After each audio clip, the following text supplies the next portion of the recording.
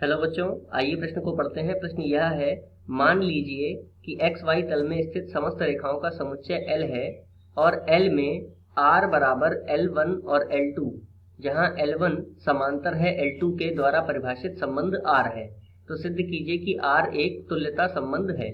इसके अतिरिक्त रेखा y बराबर 2x + 4 से संबंधित समस्त रेखाओं का समुच्चय ज्ञात कीजिए। आइए सर्वप्रथम प्रश्न की मुख्य अवधारणा को जान लेते हैं। मुख्य अवधारणा,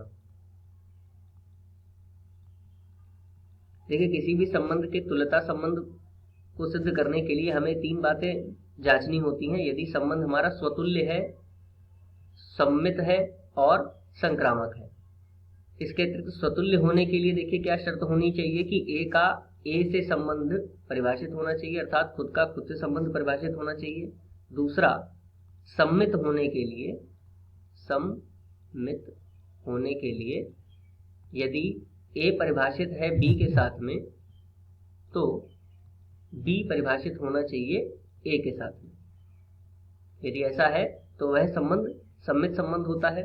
तीसरा, यदि संक्रामक है तो संक्रामक होने के लिए क्या शर्त पूरी होनी चाहिए कि यदि ए का संबंध है बी के साथ में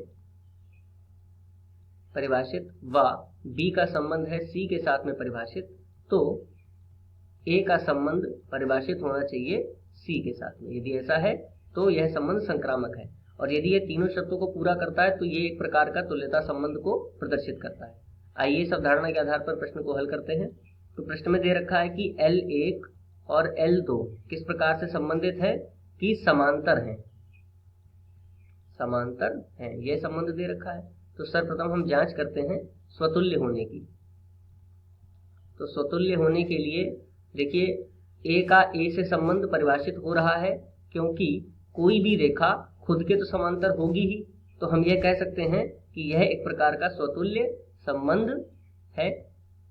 दिया गया संबंध स्वतुल्य संबंध है। दूसरा, सममित की बात करें।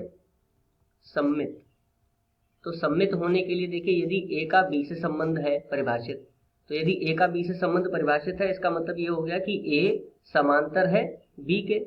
जब ए समांतर है बी के तो बी भी समांतर होगा ए के, अर्थात बी कॉमा ए, ये भी बी का ए से संबंध भी परिभाषित हो गया। और यदि बी का ए से संबंध परिभाषित है तो हम ये कह सकते हैं इसलिए कि दिया गया संबंध सममित है।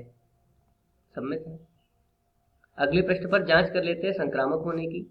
तो देखिए, संक्रामक होने के लिए क्या शर्त पूरी करनी चाहिए। संक्रामक,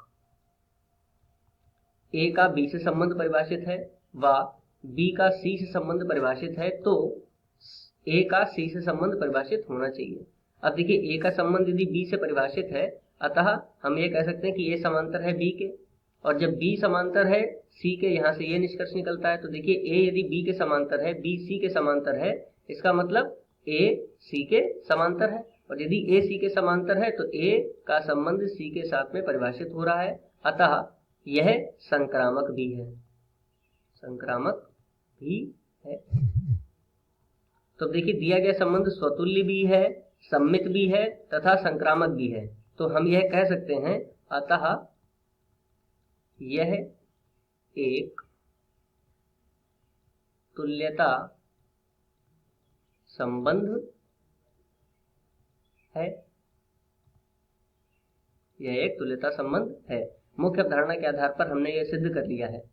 इसके अतिरिक्त देखिए, हमसे पूछा गया है कि रेखा y बराबर 2x + 4, एक रेखा दी गई है y बराबर 2x + 4, y बराबर 2x + 4 से संबंधित समस्त रेखाओं का समुच्चय ज्ञात कीजिए जो इस संबंध को प्रदर्शित कर रहा हो। अब देखिए, y बराबर 2x + 4 के समांतर कौन सी रेखा होगी। समांतर होने के लिए प्रतिबंध ये होता है कि रेखाओं की ढाल या रेखाओं की प्रवणता कह सकते हैं, वो बराबर होनी चाहिए। तो y बराबर mx + c से यदि हम इसकी तुलना करें तो हमें ढाल कितना मिल जाएगा, m बराबर 2 मिल जाएगा, या इसको प्रवणता भी कहते हैं। तो इसके समांतर जो भी रेखा होगी वो किस रूप में होगी। तो देखिए, यहाँ पर हमें प्रवणता m बराबर 2 प्राप्त हुई है, तो इसके समांतर रेखा कौन सी हो जाएगी, y बराबर 2x + k के रूप में। इस रूप में हमें जितने भी समुच्चय मिलेंगे y बराबर 2x + k के रूप में, जहाँ k आर का अवयव होगा। इस प्रकार से ये जितने भी समुच्चय बनेंगे वो हमारे इस रेखा के समांतर रेखा के समुच्चय बनेंगे। मुख्य अवधारणा के आधार पर यह दिए गए प्रश्न का उपयुक्त उत्तर है। आशा करते हैं आपको समझ में आया होगा। धन्यवाद।